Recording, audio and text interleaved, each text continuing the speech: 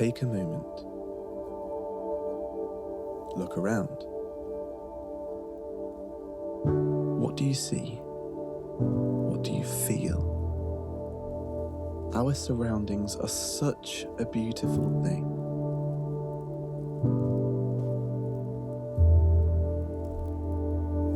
But here's the twist. We see, but do we observe? Do we witness nature's diversity? Welcome inspiration which only comes from our dependence upon each other? Do we rest with friends, allowing the wonder of being in a moment to shape our future? I notice that creation sparks our curiosity to connect on another level, to build together, to emerge into an unknown adventure. Who could we meet? What might we experience? And isn't that what's exciting about life? The mights, the maybes.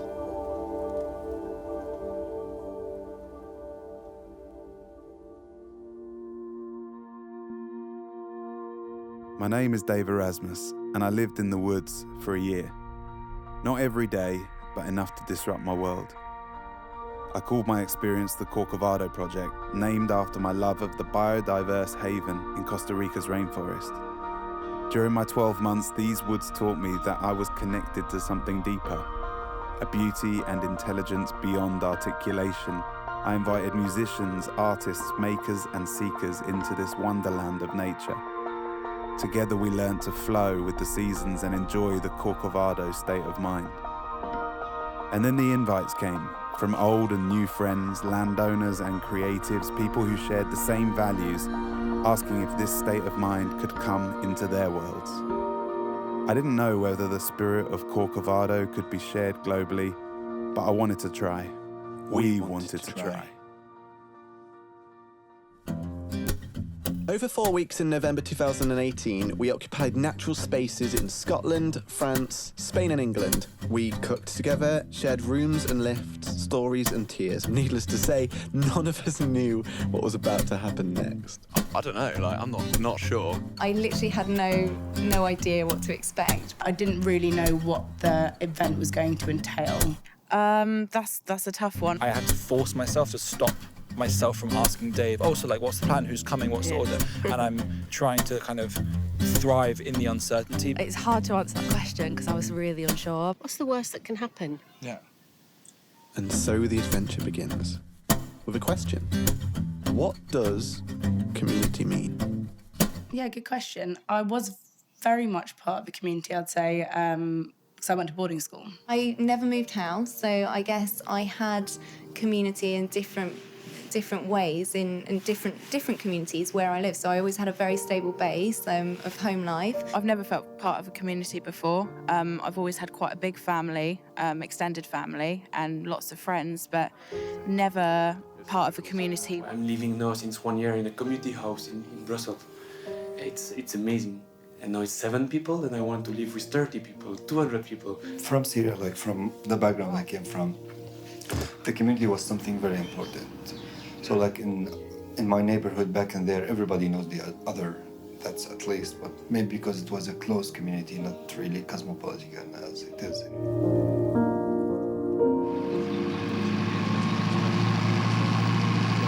Good luck, George. Thank you. That's a blowing tight gate to get through. That's a classic mini greeting. So casual. What an entrance.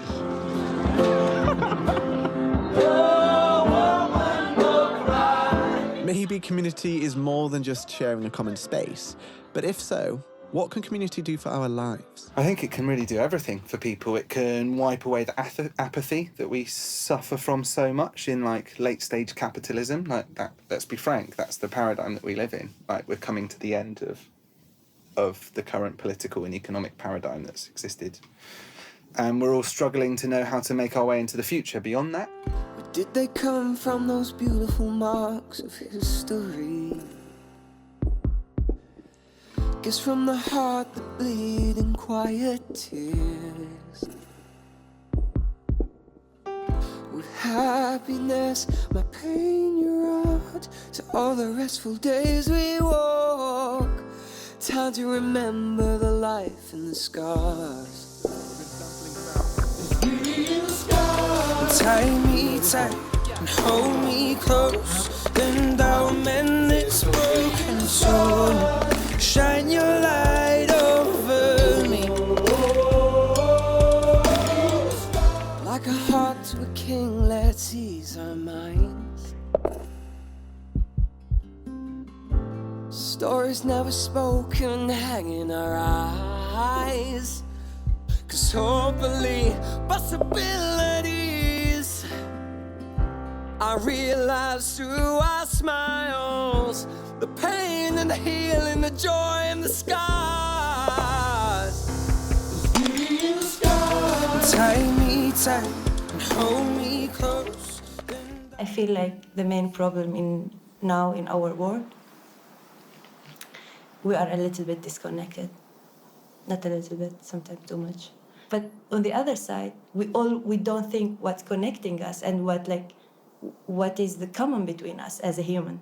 So this is what I want to say is we are taught how to be disconnected and how to find the difference between.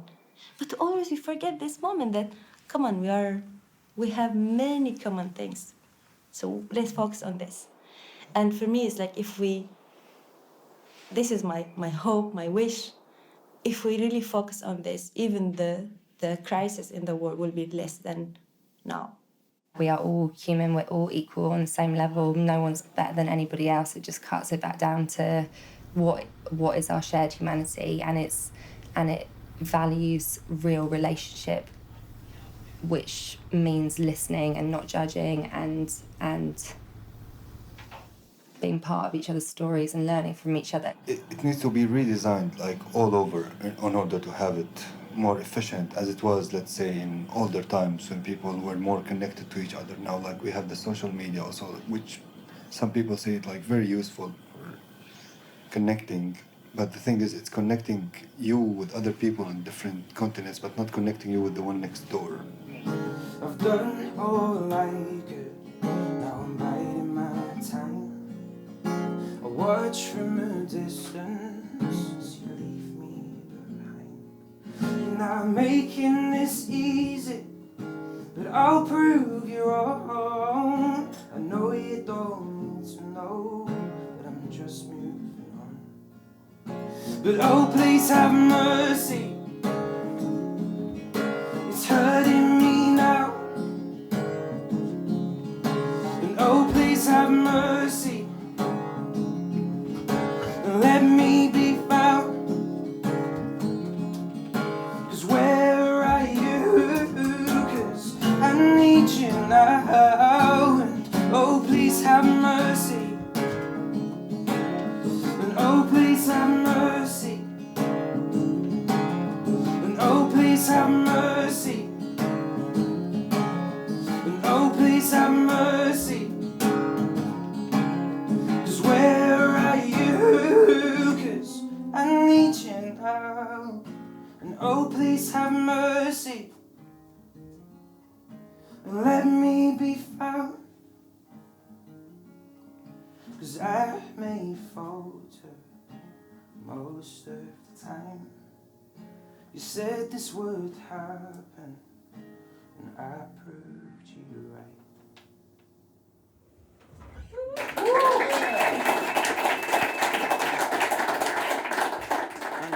If you didn't know where in the world you were going to be born, what kind of world would you want there to be? And it's just a really simple thought experiment.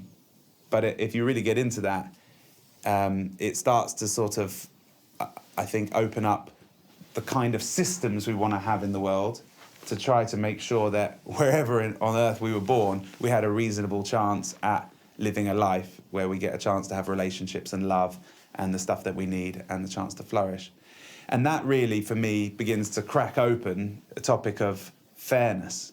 I don't know if I can put it into words very well, but all I can really say is that I know that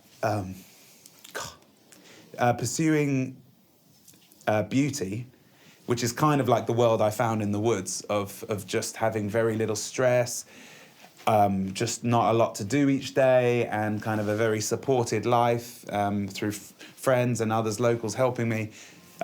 It's not enough, really. It's not what makes the fullest life, because if everybody all around the world was just frolicking around in the woods, like making songs, making a fire, and then, you know, sleeping peacefully, then maybe that would be okay. But that's not the reality of how everybody else is living.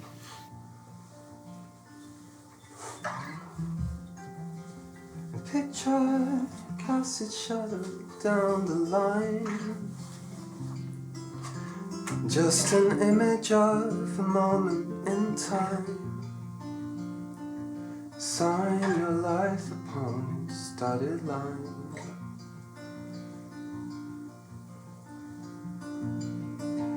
And it's cold, just like a hunter who is saddened by the snow. Just like a butterfly, she waits in her cocoon.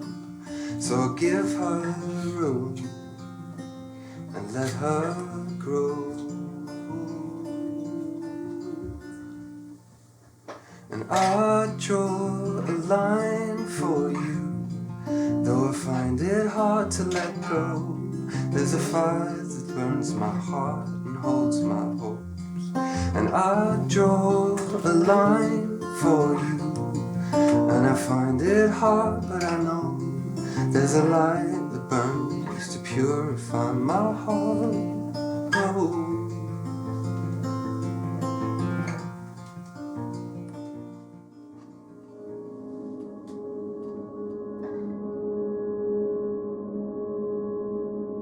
My non-fiction stuff, I write about activism, and try and pick up the hidden stories of activism away from the central heroic storylines, and try and find characters that have changed society in ways that we just don't talk about.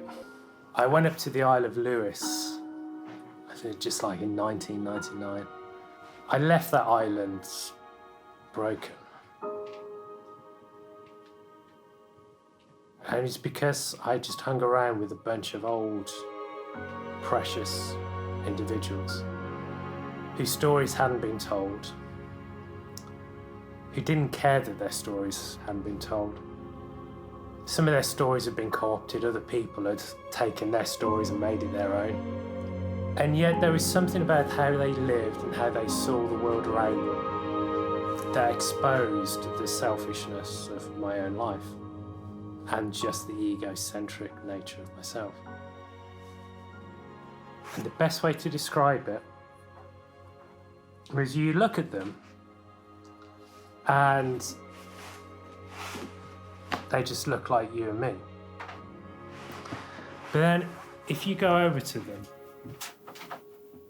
it's at that moment that you discover the most precious thing that every one of us carries. And yet the way we are encouraged to tell stories is that we lose the power of it. It's only when at this moment, when you feel their embrace on you, that you feel the splinters and the scars and the cuts of their life. The hidden stories of love, of compassion. Maybe it is that they reconfigured their monthly budget and so their kids could have more food than them. Or the teacher at school who stays really late because there's just some kids who just need something a bit more. It's those hidden scars. They're just so beautiful, powerful, and we've all got them. And we all need to figure out how we tell those stories. My mom's always been nomadic, and she moved around a lot. My sister and I went to about 28 different schools. So we've always felt like we didn't have a community. So I think for me, it kind of resonates to my personal need of wanting to be part of a bigger picture. And I think, we do live in quite an individualistic society where we go through a lot of things on our own and we experience things on a very individual level. And I think community is so important because actually a lot of people having the same experiences but in isolation. So for me personally, it's having a place that people can come to and they feel safe in, and I feel safe in here. So I'm hoping that by opening the door to others, kind of like, hi guys, welcome, you're home, and that I can connect. At the end of the day, in a way, it's a little bit selfish. I'm searching for community, and I know that a lot of other people are. In the spirit of kind of short fragments, this is something definitely sort of unfinished, but it's just a very short piece about finding the right language. And this came, again, from another conversation in LaSalle, and someone that joined Jess in the project out there, we were sort of chatting over breakfast, and he was talking about building a community. And I challenged him and said, I don't know if that's the right metaphor, but about growing a community. And it was a good conversation, because he kind of said, well, build, grow, whatever. And I thought, well, actually, it is important, how we think about that, because a community is not made of interchangeable pieces like bricks. If a brick is missing, you just plug another one in. Something that's grown is much more complex and interconnected, and it starts from somewhere. There's something to germinate. So just like this. Mind and replace. Find and replace. Brain with mind. I need to remind you, you say it all the time. Brain's but an organ, but mind is my life. Life of the mind. Depth and height. Sound, smell, sight. Touch in the night. Undiscovered senses, they're all mind-centered. Find and replace. On with in. We live in the planet. Place rubbish on bin. Find and replace.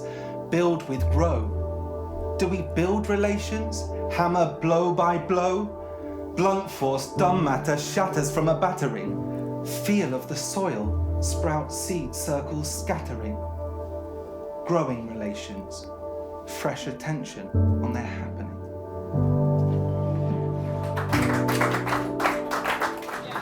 See you later, Team Scotland. And so, after a precious time in Scotland, some friends go home, and others join up as we head off to a chateau in France. Community has a heartbeat, values, and that adventure has only just begun. I think what I've seen people go through here is just getting to know themselves better and relaxing, and not in the finding a hammock somewhere and relaxing, but actually relaxing, taking all of the masks off, all of the, the armor that you carry around in the city. We set up our lives in such a way that they go like this, and one thing has to lead to another, but actually does it. Coming away from all that gives you perspective. The one thing I'm going to start with, and the thing I want to finish with, and I don't want you to get confused with anything else that's said by me or shared by anybody else the whole day, is that this is ultimately about friendship.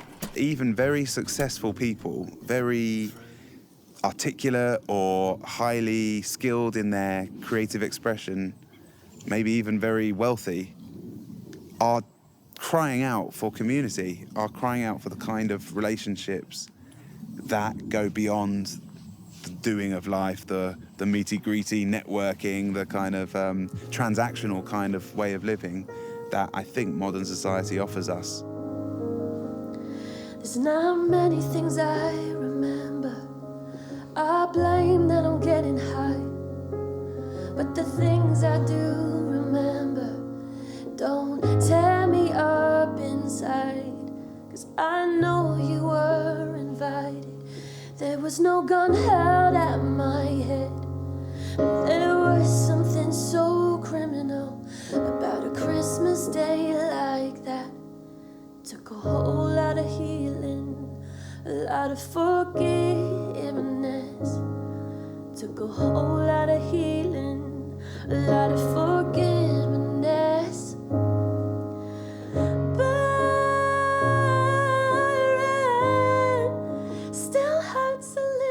It feels like only yesterday that I followed the wolf into the woods. But every time I drive on through, Byron becomes less about you.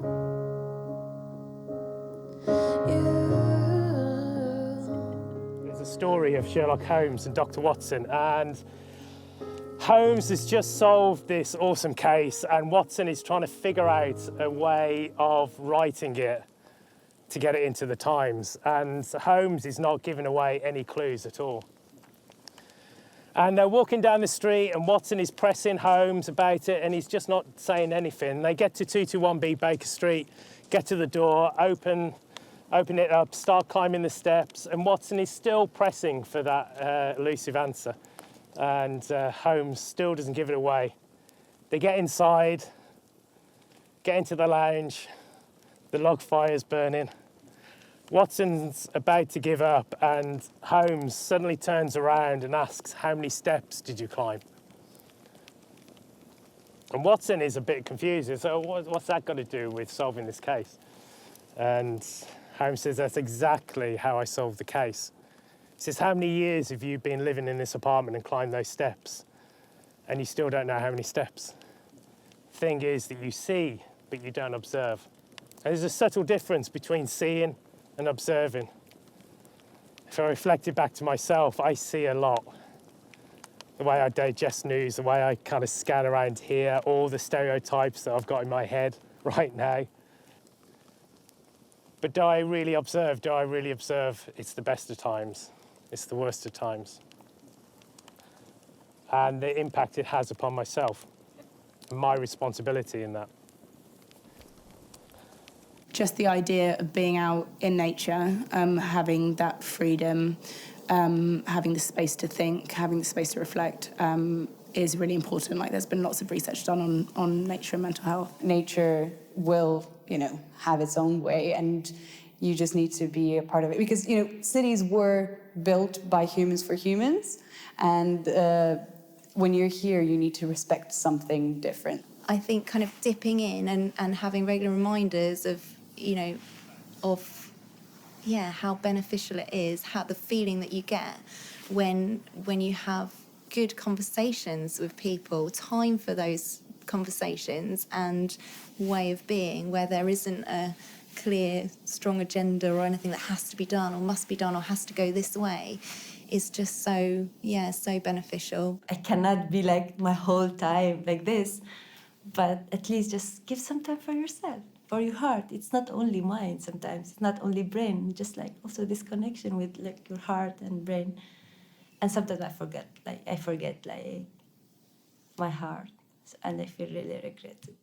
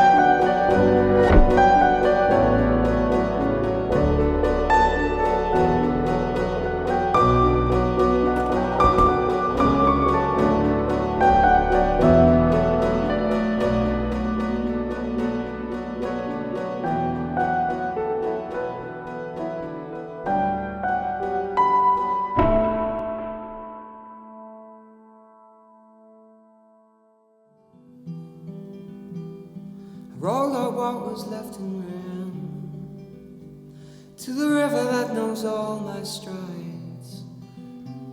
I smoked away some memories and stared.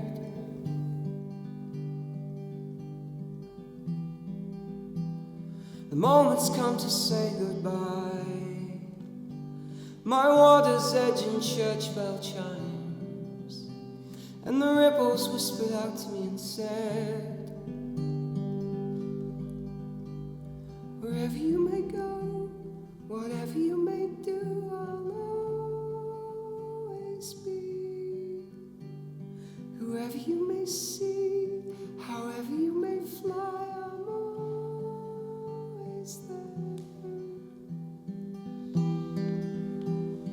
upon that bridge, that lookout post, with the water lights to breathe below, and a chapel that reminds me of things sometimes. Yet thankfully I wonder more as the current takes my stock to shore.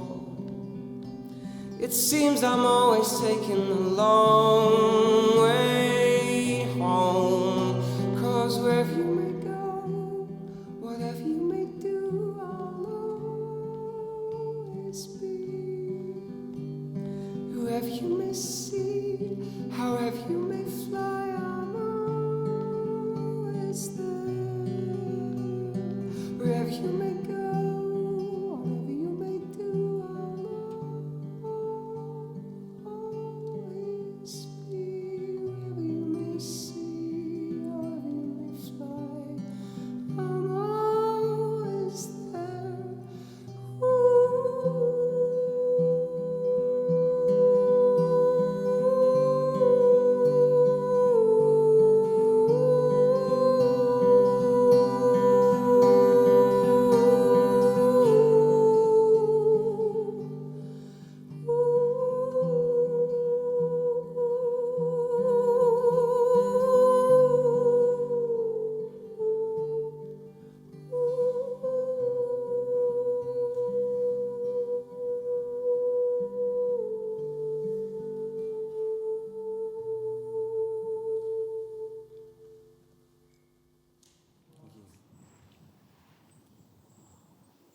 I think when you get into nature and build a love for it and then do it with other people, the ideas start flowing, the creativity starts coming, and we can each decide how small or how big a part we want this world to play in our lives, whether it's 1 hour a week going for a walk with no phone, whether you build some pallet furniture in your garden with your kid or with your best mate, or whether you end up living fully off-grid at somewhere like LaSalle or somewhere like this in the woods. I sure as hell know that you don't come up with good ideas about living differently when you're sat in a flat in London doing your normal 9 to 5.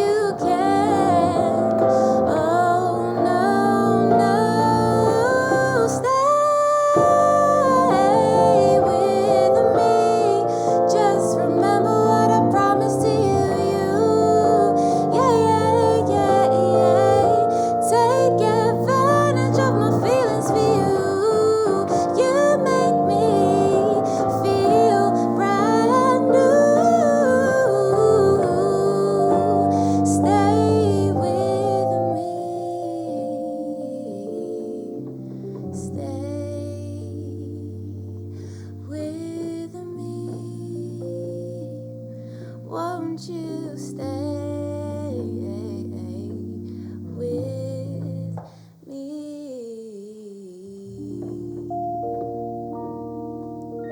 Thanks.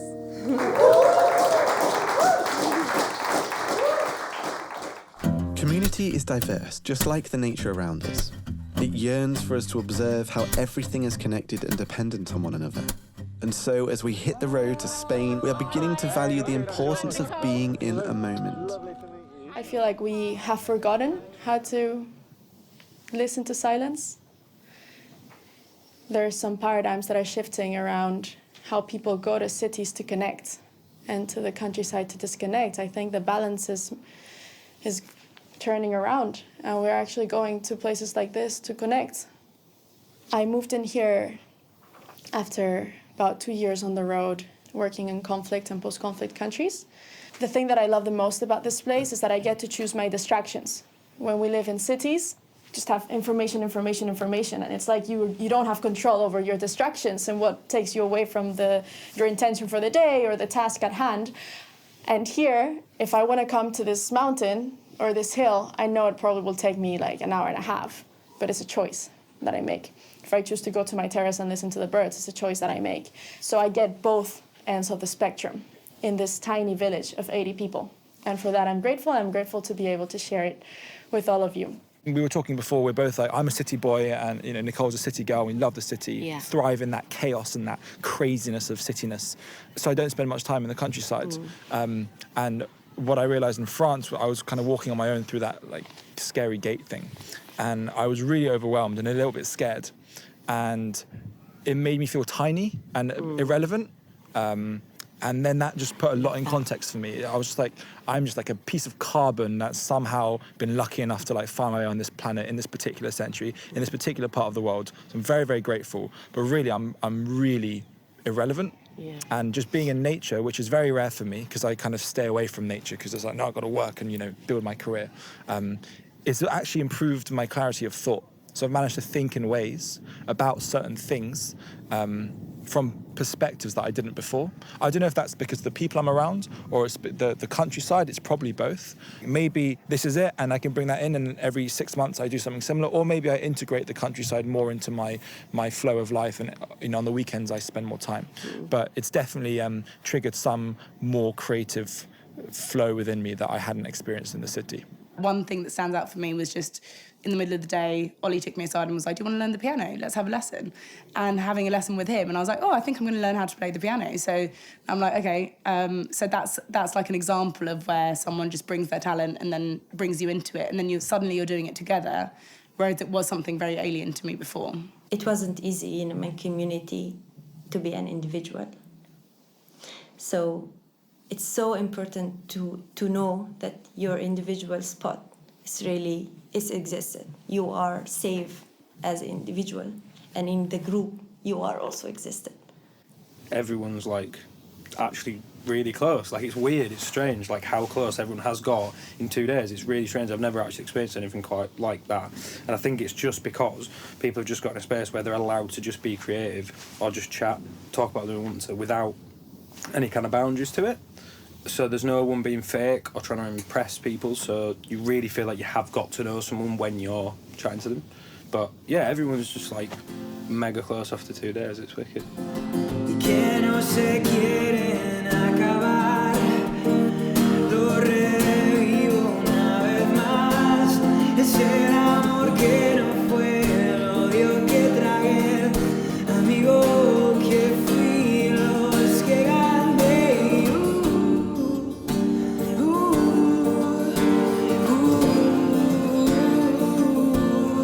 Cuando perdí la fe y la recuperé, lo viví todo y lo olvidé.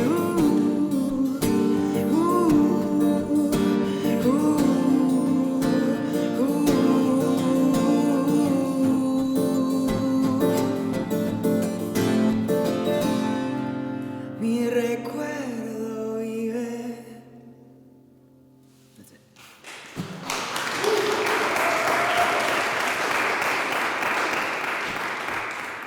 In this process of bringing people here, in the process of also thinking how could we grow this village, or where could I go and live with my people, I hope I can contribute to this way of living that takes us back to the collective. And now we're trying to figure out as a collective species, what do we sacrifice on the individual side in order to go back to the collective without it being too hard. It will evolve. So what we'd say here now will be different in 2 years' time. The journey will be very different. I really liked when Virginia was talking about the space and her village and access to a building that people can then start to build up to keep her community thriving. Can you imagine if what was talked about today in 2 years' time, it is an eventuality? I echo those thoughts. For me, it's not, Corcovado is not like a way of life yet. It's more getting interesting, curious people together to forge the friendships, to create the connections and to plant the seeds for some cool shit that's going to be happening. This is very needed in future communities and our communities in big cities. Maybe we cannot change everything into this thing, but we can have some spaces like that and see what will happen.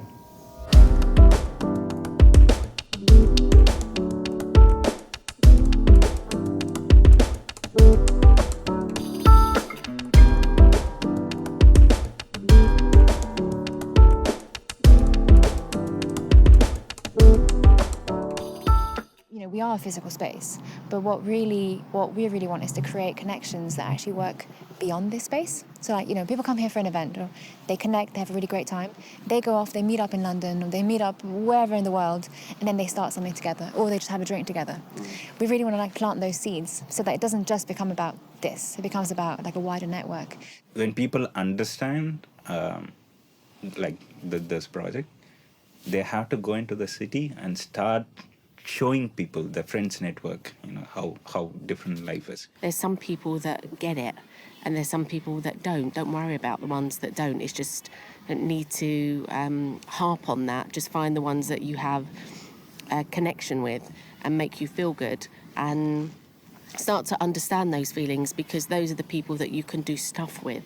We're all going somewhere, and occasionally we'll join together and walk a little bit of a journey, and we'll tell tales to one another, and then we'll go and do other things, and then we may come back and stuff.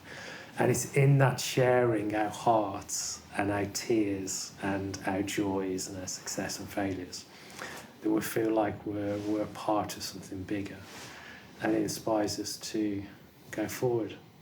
And I think that's the thing I've picked up a lot, particularly around trying to pick up on the hidden stories. So how many times we think that we're alone, we're doing this alone, and we're not. There's loads of people doing this, and to have that element of support is beautiful.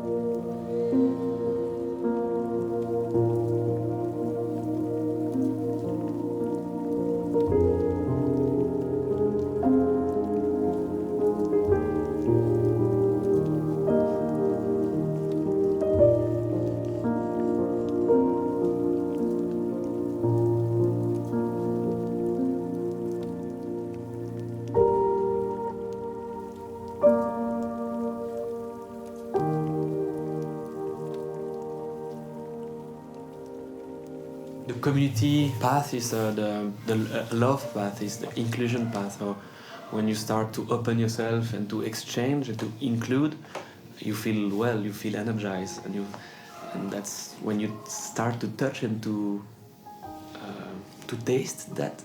You don't want to nothing else.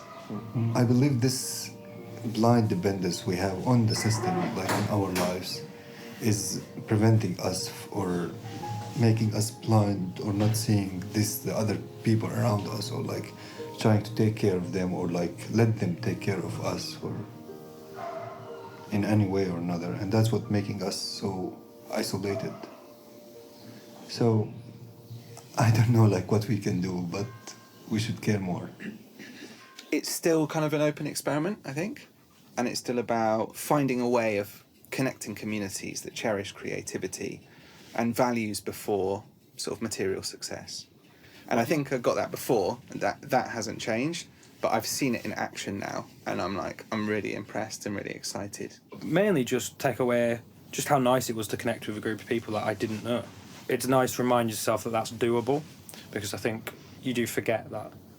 I think it might have been Jodie who said, like, we're all, what made her like remember this weekend was we're all really similar, and coming to something like this, that really kind of reinstates that, like, we're all really similar, like, even though people seem miles apart, we're not. People will necessarily get it until they've been in it, but it's definitely sort of the mind over matter scenario that they can definitely take away into the real world. It's been an unforgettable experience that has changed me completely.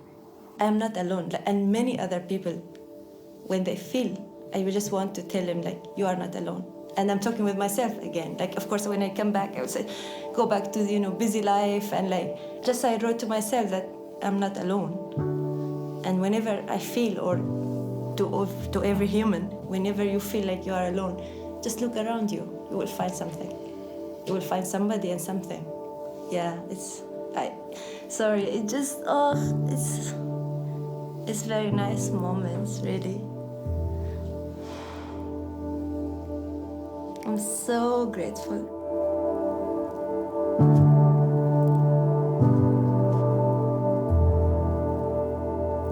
I think we did it. I think we did. I'll have to look back at these clips and see what you've captured from people. But from me, walking around with my own eyes, it feels like that life grew, that things blossomed. I don't think much died. I don't think much withered away, let's say, because death, that happens, but withering away through lack of nutrients, that's what we don't want.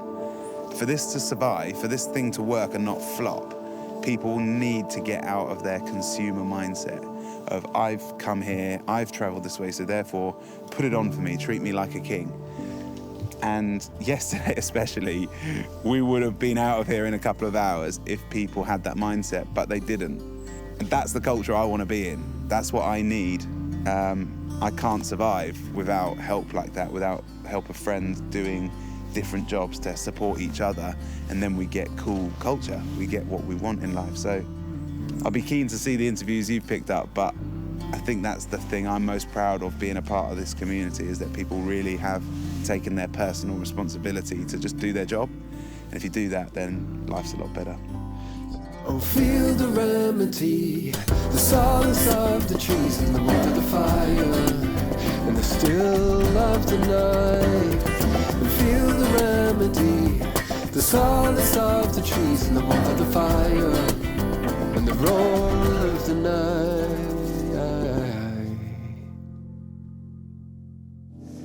Just like Corcovado, I guess, has been the song of one of the maybe the biggest soundtrack, I guess, to the tour, in a way, for obvious reasons. But this song called Wherever, has also been a strong theme. I actually wrote it one night in my hometown because I had been sat watching telly with my housemate and his to-be girlfriend. But all of a sudden, at about 11 p.m., my housemate and his to-be girlfriend just started kind of kissing heavily on the floor. And I thought I should probably leave. And I don't particularly smoke or advocate smoking, but my housemate's Rolling tobacco was on the side, and I thought that he maybe owed me one, so I I made myself a little cigarette, and I was feeling a bit reflective and like maybe that this, despite this beautiful town being such a big part of my life, maybe it's not where I wanted to be anymore. So I went and sat by the river and stared at the bridge and the chapel on the bridge that's there, and wrote a poem essentially. And it kind of became this song, and it's called Wherever. Yeah, so there you go.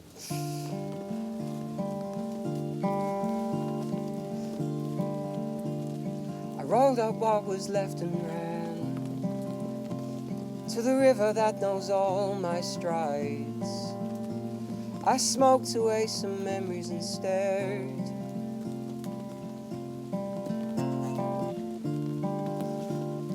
The moment's come to say goodbye. My water's edge and church bell chimes, and the ripples whispered out to me and said,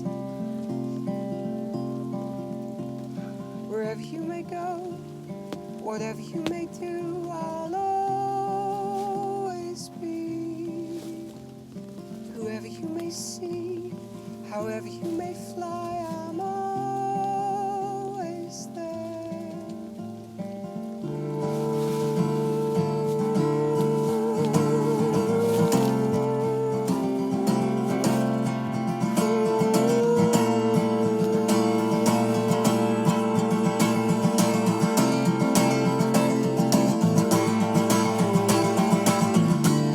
Wherever